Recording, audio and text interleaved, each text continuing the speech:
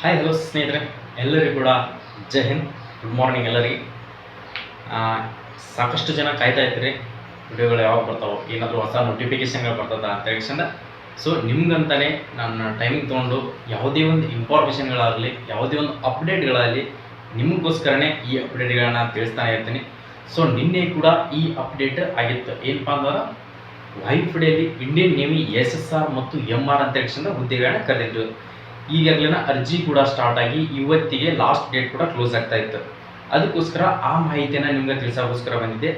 ಎಷ್ಟು ಜನ ಅಪ್ಲಿಕೇಶನನ್ನು ಹಾಕಿದ್ರಿ, ಇನ್ನೂ ಎಷ್ಟು ಜನ ನೀವು ಅಪ್ಲಿಕೇಶನ್ಗಳನ್ನ ಹಾಕೊಂಡಿಲ್ಲ, ಅದು ನನಗೆ ಅಷ್ಟು ಗೊತ್ತಿಲ್ಲ. ಯಾಕೆಂದ್ರೆ ಆಲ್ಮೋಸ್ಟ್ ನನ್ನ ಪ್ರಕಾರ ಎಲ್ಲರೂ ಕೂಡ ಹಾಕಿದ್ರಿ, ಇನ್ನಷ್ಟು ಜನ ತಪ್ಪನ್ನು ಮಾಡಿದ್ರಿ. ಏನು ಮಾಡಿದ್ರಿಪ್ಪ ಅಂತಾರೆ, ನಾರ್ಮಲ್ ಆಗಿ ನೀವು ಅಪ್ಲಿಕೇಶನ್ ಸ್ಟಾರ್ಟ್ ಆದ ತಕ್ಷಣವೇ ಒಂದು ಸಾರಿ ನೋಟಿಫಿಕೇಶನ್ ಆದರೂ ನೋಡಬೇಕು. ಒಂದು ಸಾರಿ ನಾ ಹೇಳಿದಂಥ ಮಾಹಿತಿಗಳನ್ನ ಕರೆಕ್ಟಾಗಿ ತಿಳ್ಕೊಂಡಿರಪ್ಪ ಅಂದ್ರೆ, ಆ ವಿಡಿಯೋಗಳನ್ನು ಪೂರ್ತಿ ನೋಡ್ಕೊಂಡಿರಪ್ಪ ಅಂದ್ರೆ ಯಾವೆಲ್ಲ ಡಾಕ್ಯುಮೆಂಟ್ಗಳು ಬೇಕಾಗ್ತಾವೆ ಏನಂತ ಹೇಳಿಸಿಂದ ನಿಮಗೆ ಕ್ಲಿಯರಿಟಿಯಾಗಿ ಅರ್ಥ ಆಗುತ್ತೆ. ಎಷ್ಟೋ ಜನ ಕಮೆಂಟನ್ನು ಹಾಕಿದ್ರಿ, ಸೊ ಡೊಮೆನ್ಷಿಯಲ್ ಸರ್ಟಿಫಿಕೇಟ್ ಇರಲಿಲ್ಲ ಅಂದರೆ ನಡೀತದ, ಡೊಮೆನ್ಷಿಯಲ್ ಸರ್ಟಿಫಿಕೇಟ್ ಇಲ್ಲದೆ ಕಾಸ್ಟ್ ಸರ್ಟಿಫಿಕೇಟ್ ಅಪ್ಲಿಕೇಶನ್ನ ಅಪ್ಲೋಡ್ ಮಾಡಿ ಹಾಕ್ಬೋದಾ? ನಡೆಯಲ್ಲ. ಅದು ಕಾಸ್ಟ್ ಸರ್ಟಿಫಿಕೇಟ್ ಬೇರೆ, ಡೊಮೆನ್ಷಿಯಲ್ ಅಂದ್ರೇ ಬೇರೆ, ನಿವಾಸಿ ಪ್ರಮಾಣ ಪತ್ರ ಅಂತ ಹೇಳಿಸಿದ. ಅದು ಯಾವ ಥರ ತಗೊಳ್ತಾರ, ಅದನ್ನು ಎಲ್ಲಿ ತಗೊಳ್ಬೇಕು, ಎಷ್ಟು ಸ್ಪೀಡಾಗಿ ನೀವು ತಗೊಂಡು ಅಪ್ಲಿಕೇಶನನ್ನು ಹಾಕಬೇಕು ಅಂತ ಹೇಳಿಸಿದ ಪ್ರತಿಯೊಂದು ಇನ್ಫಾರ್ಮೇಷನನ್ನು ನಾನು ಇದ್ರ ಮೇಲೆ ಒಂದು 3-4 ವಿಡಿಯೋಗಳನ್ನು ಮಾಡಿರಬೇಕು. ಯಾರಿಗೂ ಮಿಸ್ ಆಗಬಾರ್ದು, ಚಾನ್ಸ್ಗಳು ಸಿಗೋದೇ ಕಡಿಮೆ ಇರ್ತಾವೆ. ಎಲ್ಲರೂ ಕೂಡ ಯೂಸನ್ನು ಮಾಡ್ಕೊಳ್ಳಿ ಅಂತ ಹೇಳಿಸಿಂದ ನಾನು ಪ್ರತಿಯೊಂದು ವಿಡಿಯೋನ ಮಾಡ್ತಿರ್ತೀನಿ. ಫಸ್ಟ್ ಅದನ್ನು ಬಹಳ ಜನ ಯೂಸ್ ತಗೋತಾ ಇಲ್ಲ. ಯಾಕೆ ಯೂಸ್ ತಗೋತಾ ಇಲ್ಲ ಗೊತ್ತಿಲ್ಲ. ಸೊ ನಿಮ್ಮ ಡೇಟ್ ಎಕ್ಸ್ಟೆಂಡ್ ಆದಮೇಲೆ, ನಿಮ್ಮ ಏಜ್ ಡಿವರ್ ಆದಮೇಲೆ ನಿಮ್ಗೆ ಅನಿಸುತ್ತೆ. ಸೊ ನಾವು ಕರೆಕ್ಟಾಗಿ ಇನ್ಫಾರ್ಮೇಷನ್ಗಳನ್ನ ತೊಗೊಂಡು ಅಪ್ಲಿಕೇಶನನ್ನು ಹಾಕಿ ನಾವು ಕೂಡ ಟ್ರೈ ಮಾಡಿದರೆ ನಮ್ಮದು ಕೂಡ ಆಗುತ್ತಲ್ಲ ಅಂತ ಹೇಳಿಸಿಂದ ನಿಮ್ಗೆ ಅನಿಸುತ್ತೆ. ಈಗೇನು ಅಪ್ಲಿಕೇಶನ್ ಹಾಕೋದನ್ನು ಬಿಟ್ಟಿದ್ರಲ್ಲ, ನಿಮಗೆ ಈ ನಿಮ್ಮ ಫ್ರೆಂಡ್ಸ್ಗಳು ಅಪ್ಲಿಕೇಶನ್ ಹಾಕಿ ಜಾಯ್ನಿಂಗ್ ಆಗೋ ಟೈಮ್ನಾಗ ಅನಿಸುತ್ತೆ. ಸೊ ನಾನು ಇದನ್ನೆಲ್ಲ ಬಿಟ್ಟು ಅಪ್ಲಿಕೇಶನ್ಗಳನ್ನ ಹಾಕ್ಕೊಂಡು ನಾನು ಕೂಡ ಜಾಬ್ಗೆ ಹೋಗ್ತಿದ್ದೆಯಲ್ಲ, ಅವನಕಿನ್ನ ಟ್ಯಾಲೆಂಟ್ ಇದ್ದೆ ನಾನು ಅಂತ ಹೇಳಿಸಿಂದ ಅನ್ನುವ ಬದಲು ಎಲ್ಲೋ ಟೈಮಿಂಗ್ ವೇಸ್ಟ್ ಮಾಡ್ತಿರ್ತೀರಿ, ಎಲ್ಲೋ ದುಡ್ಡನ್ನು ವೇಸ್ಟ್ ಮಾಡ್ತಿರ್ತೀರಿ. 750 ರೂಪಾಯಿ ಅಪ್ಲಿಕೇಶನ್ ಫೀಸ್ ಐತಿ, 640 ರೂಪಾಯಿ ಅಪ್ಲಿಕೇಶನ್ ಫೀಸ್ ಐತಿ. ಅದನ್ನು ಹಾಕ್ಕೊಂಡು ಸೊ ಡೊಮೆನ್ಷಿಯಲ್ ಇಲ್ಲ ಅಂತ ಹೇಳಿದ್ರೆ ನೆಪಗಳನ್ನು ಹೇಳ್ತಾ ಇದ್ದೀರಿ. ಡೊಮೆನ್ಷಿಯಲನ್ನು ಯಾವ ಥರ ತಗೋಬೇಕಂತ ಕೂಡ ಹೇಳಿದ್ದೀನಿ.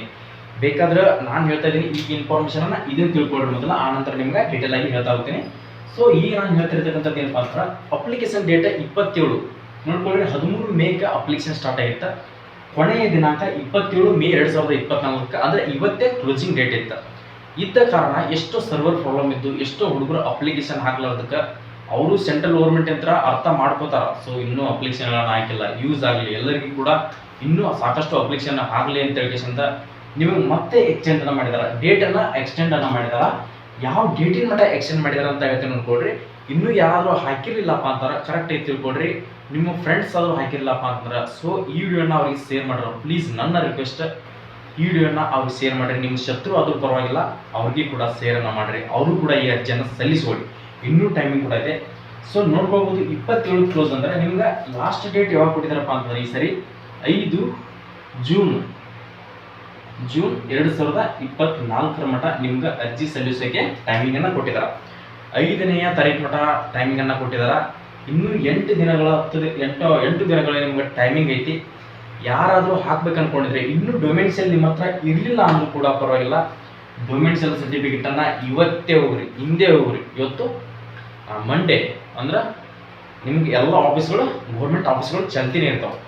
ನೋಡ್ಕೋಬೋದು. ನಾ ಹೇಳಿದಂಥ ಹೋಗ್ರಿ, SSLC ಮಾರ್ಕ್ಸ್ ಕಾರ್ಡ್ ಆದರೂ ತೊಗೊಂಡ್ರಿ, LC ಮತ್ತು ಆಧಾರ್ ಕಾರ್ಡು, ರೇಷನ್ ಕಾರ್ಡು ಮತ್ತು ಆಧಾರ್ ಕಾರ್ಡಿಗೆ ಲಿಂಕ್ ಇರ್ತಕ್ಕಂಥ ಫೋನನ್ನು ತೊಗೊಂಡೋಗಿ ಇವತ್ತೇ ನಾಡ ಕಚೇರಿ ಹೋಗಿ, ನಿಮ್ಮ ತಹಸೀಲ್ದಾರ್ ಆಫೀಸ್ ಮತ್ತು ನಾಡ ಕಚೇರಿ ಎಲ್ಲಿ ಬರುತ್ತಲ್ಲ ನಿಮ್ಮ ತಲಾಟಿ ಹತ್ರ ಹೋಗಿಸಿಂದ ಅದು ಒಂದು ನಿವಾಸಿ ಪ್ರಮಾಣ ಪತ್ರ ಡೊಮೆನ್ಷಿಯಲ್ ಅಂತ ಬೇಕಾದ್ರೆ ಒಂದು ಸಾರಿ ರಫ್ ಶೀಟ್ನಾಗ ಬರೆದುಕೊಡ್ರಿ. ಡೊಮೆನ್ಷಿಯಲ್ ಸರ್ಟಿಫಿಕೇಟ್ ಅಂತ ಹೇಳಿಸಿಂದ ಬರೋದು ಇಟ್ಕೊಂಡು ಕೇಸಿಂದ ಇವತ್ತೇ ಹೋಗಿ ಆ ಅರ್ಜಿಯನ್ನು ಸಲ್ಲಿಸ್ರಿ. ಒಂದು ಫಾರ್ಮ್ ಸಿಗುತ್ತೆ, ಆ ಫಾರ್ಮನ್ನು ಫಿಲ್ಅಪ್ ಮಾಡಿ ಕೇಸಿಂದ ನೀವು ನಾಡ ಕಚೇರಿಯಲ್ಲಿ ಬರೀ ಕೇವಲ ನಿಮ್ಗೆ ಅದಕ್ಕೆ ಎಷ್ಟು ಫೀಸ್ ಅಂತ ಇರ್ತೈತಿ ಅಷ್ಟು ಫೀಸನ್ನು ಕಟ್ಕೊಂಡು ಕೇಸಿಂದ ಅಪ್ಲಿಕೇಶನನ್ನು ಹಾಕಿ ಕೊಡ್ತಾರೆ.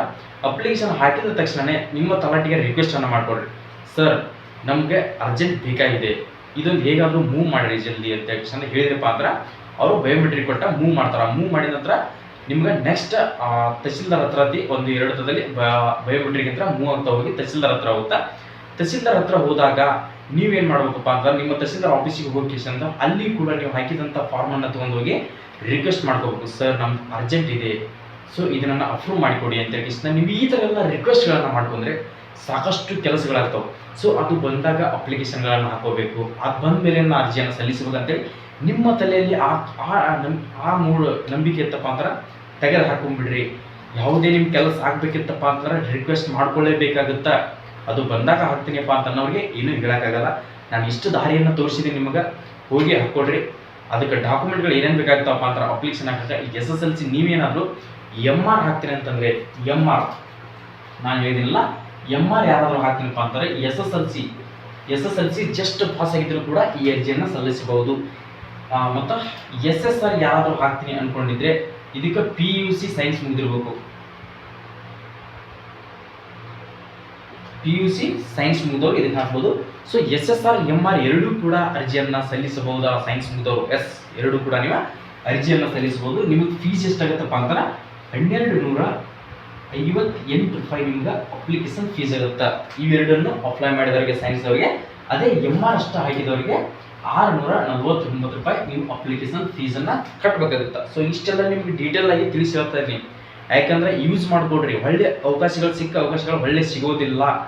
ಈಗಾಗಲೇ ನೋಡ್ರಿ. ಮತ್ತು ಇದಕ್ಕೆ ಏಜ್ ಎಷ್ಟು ಬೇಕಾಗುತ್ತಪ್ಪ ಅಂತಂದ್ರೆ ನೋಡ್ಕೊಡ್ರಿ. ಏಜನ್ನು ನೋಡ್ಕೊಡ್ರಿ. ಏಜ್ 1 ನವೆಂಬರ್ 2003ರಿಂದ ಹಿಡಿದು 2007 ಮಟ್ಟ. ಸೊ ಡೇಟನ್ನು ಮಿಸ್ಟೇಕ್ ಮಾಡಿದೆ, ಸಾರಿ.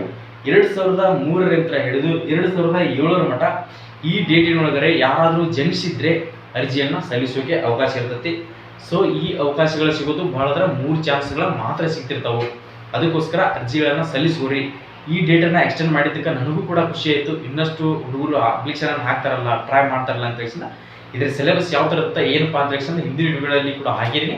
ಸೊ ಇನ್ನೂ ನಿಮಗೆ ಇದ್ರ ಬಗ್ಗೆ ಏನಾದರೂ ಹೆಚ್ಚಿನ ಇನ್ಫಾರ್ಮೇಷನ್ ಬೇಕಾಗಿದ್ದರೆ, ಮೆಡಿಕಲ್, ಫಿಸಿಕಲ್, ಎಕ್ಸಾಮ್ ಯಾವುದೇ ಒಂದು ಡೌಟ್ಗಳಿದ್ರೆ ಸೊ ಕಮೆಂಟ್ ಸೆಕ್ಷನ್ದಲ್ಲಿ ಕಮೆಂಟನ್ನು ಹಾಕೋದು ಮರಿಬೇಡ್ರಿ. ಯಾರು ಕೂಡ ಮುಜುಗರ ಪಡ್ಕೊಳಕ್ಕೆ ಹೋಗ್ಬೇಡ್ರಿ. ಕಮೆಂಟ್ ಸೆಕ್ಷನ್ನಲ್ಲಿ ಇವೆಷ್ಟು ಕಮೆಂಟ್ಗಳನ್ನು ಹಾಕ್ತಿರಲ್ಲ ಅಷ್ಟು ನನಗೆ ಇನ್ನೂ ಜಾಸ್ತಿ ಇನ್ಫಾರ್ಮೇಷನ್ಗಳನ್ನು ಕೊಡಬೇಕಂತಾನೆ ಅನಿಸ್ತಾನೆ ಇರ್ತೈತಿ. ಸೊ ಈ ವಿಡಿಯೋನ ನಾ ಕೊಡುವಂಥ ಪ್ರತಿಯೊಂದು ಇನ್ಫಾರ್ಮೇಷನ್ ನಿಮ್ಗೆ ಏನಾದರೂ ಯೂಸ್ ಆಗ್ತಿದ್ರೆ, ಇಷ್ಟ ಆಗಿದ್ರೆ, ನಿಮಗೆ 100% ಯೂಸ್ ಆಗ್ತಿದ್ರೆ ಮಾತ್ರ ನನ್ನ ಯೂಟ್ಯೂಬ್ ಚಾನಲ್ಗೆ ಒಂದು ಲೈಕನ್ನು ಕೊಡಿ ಸ್ನೇಹಿತರೆ. ವಿಡಿಯೋನ ಪ್ರತಿಯೊಬ್ಬರಿಗೆ ಶೇರ್ ಮಾಡೋದನ್ನ ಮರೆಯಕ್ಕೆ ಹೋಗ್ಬೇಡಿ. ಕೆಳಗಡೆ ಕಾಣ್ತಿದ್ದೀರ ಸಬ್ಸ್ಕ್ರೈಬ್ ಬಟನ್ನ ಈಗಾಗಲೇ ಒತ್ಕೊಳ್ರಿ. ಅಂದರೆ ನಿಮ್ಗೆ ನಾ ಕೊಡುವಂಥ ಪ್ರತಿಯೊಂದು ಇನ್ಫಾರ್ಮೇಷನ್ಗಳು ಬರ್ತಾನೆ ಇರ್ತಾವೆ. ಸೊ ನೆಕ್ಸ್ಟ್ ವಿಡಿಯೋದಲ್ಲಿ ಬರೋಣ. ಜೈ ಹಿಂದ್, ಜೈ ಕರ್ನಾಟಕ.